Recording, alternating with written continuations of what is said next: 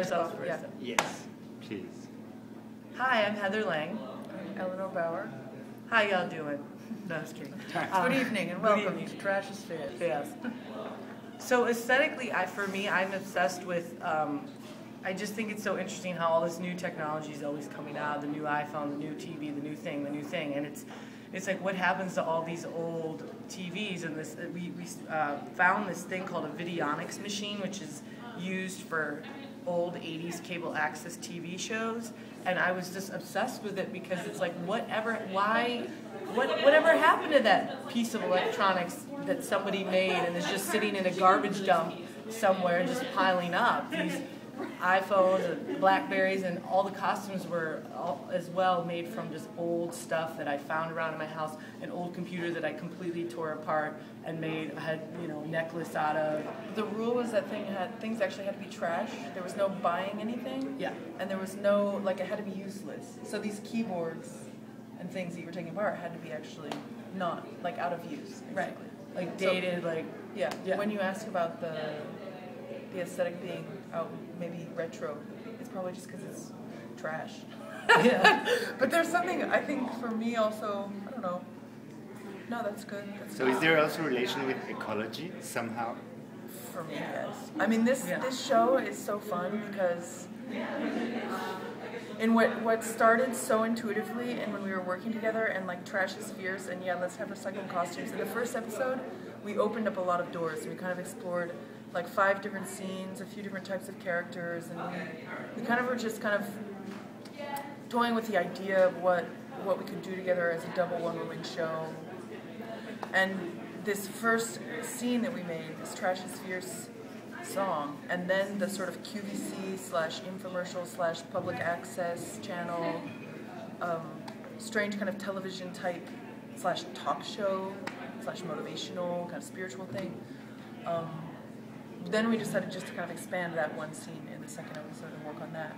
Yeah. And for me, that kind of weird do-it-yourself, that homemade television thing has to do, we were inspired a lot by Stairway to Stardom, which was a public access show in the 70s or 80s on New York television, filmed in someone's basement in Long Island.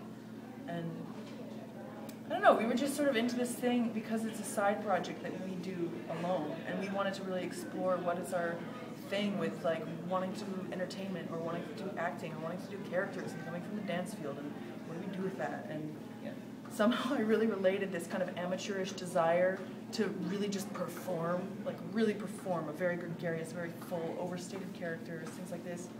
Comedy also. I related that to this kind of Stairway to Stardom, this sort of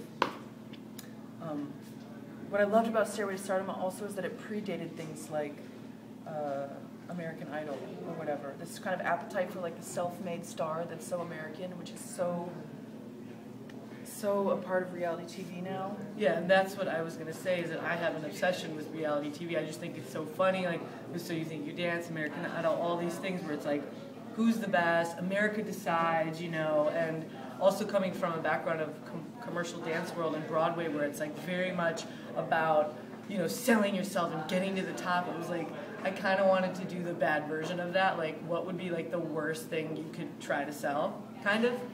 A lot of it was undermining or looking back. For me, what I liked about Stairway to Stardom is that it predated all of those things. It was kind of the bad version. It was just weird. It was like a talent show, a third-grade talent show, but they were adults self-producing it in a basement. It was so bizarre, and I loved this kind of seeing this appetite in a very young and nascent stage, not produced, not making tons of money, but just that pure appetite to perform and not really knowing that this was a huge marketplace yet, So for me, the ecology thing, there's an ecological possibility of a statement like Trash is Fierce, which we also joke about, which we also include in our joking, or conclude by putting it to rest. No.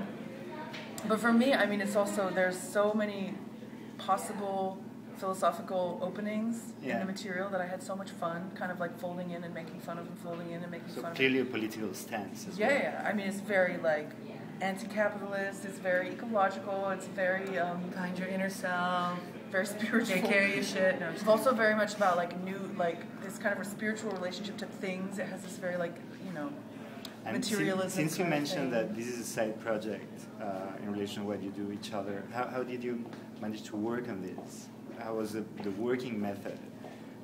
Basically, like insane, really. On Skype, we did it on Skype. Basically, I met her. She was working with Boris in Paris. I mean, we met in college. We met in college. The first episode we made on her beach house on my vacation from touring with Rosas, and like also I was injured at that time, whatever.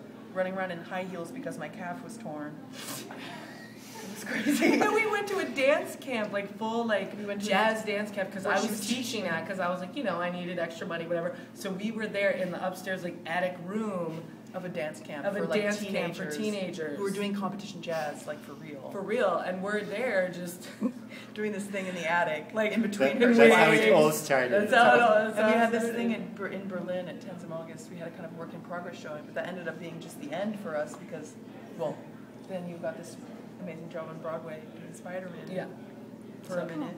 Yeah. I mean, it was just one crazy journey after another. Yeah. It kind of. And so this episode, you came to meet me in Paris. Yeah, I was like, we have to do this. I feel unfulfilled. Like, Spider-Man was a disaster. I have to follow my heart. Please, let's do this. I'll meet you anywhere, Eleanor. She's like, well, I'll be in Paris these days. I'm like, I'm there. Because she has family. I have family that's there. So it was nuts. So first episode, it was like, where are you? Oh, you're teaching and you have a beach house. Okay, I'm there. And like, I made the journey, and then this one, she made the journey, and then the rest was Skype.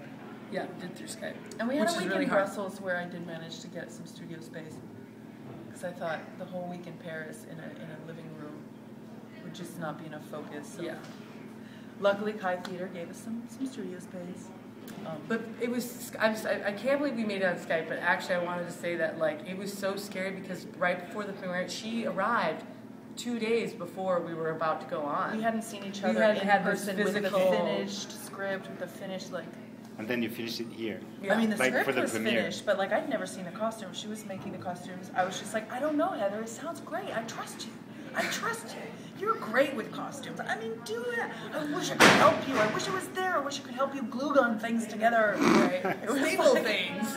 Our costumes are like glue gunned and stapled, Stapled trash. and safety pin and taped. Yeah. Thank you. And can you say just a few words about what you feel about being presented in American Realness? Something about the... It's perfect. I mean, we also made the show in response to the invitation. Yeah. Like we had this invitation, so then we made episode 2 for American Realness. So it's called Destiny's Realness, and we talk about realness. And I personally feel honored and grateful to be a part of this. I think it's unbelievable. I really do. I'm like, it's so cool to be around all these amazing artists. Not to be like cheesy, but And it's I true. do. What I was saying the other day to Miguel actually is that I really like Miguel Gutierrez. What I like about Ben's curation is that it's not only about the new, young, fresh, you know, because that appetite in the market is so strong in dance and in art in general. And I really like that there's a scope of different artists at different levels of their career, and it's not really confined by one aesthetic. Like there's appetites and interests that are common, but not too strict. I think it's a really strong program, and it feels so beautiful just to see these people. It's like a big reunion. It's a life reunion. It's like running into these people in this building feels so good. It doesn't feel like a very commercial marketplace kind of atmosphere, even though it's in the middle of this marketplace week, you know, in Brussels, in New York. Wow. It's very, like, there's a very nice atmosphere and a really great number of artists. Yes, I like it. I really respect Ben. What Ben has done is huge. Huge. Go Ben. Thank you. Thanking you.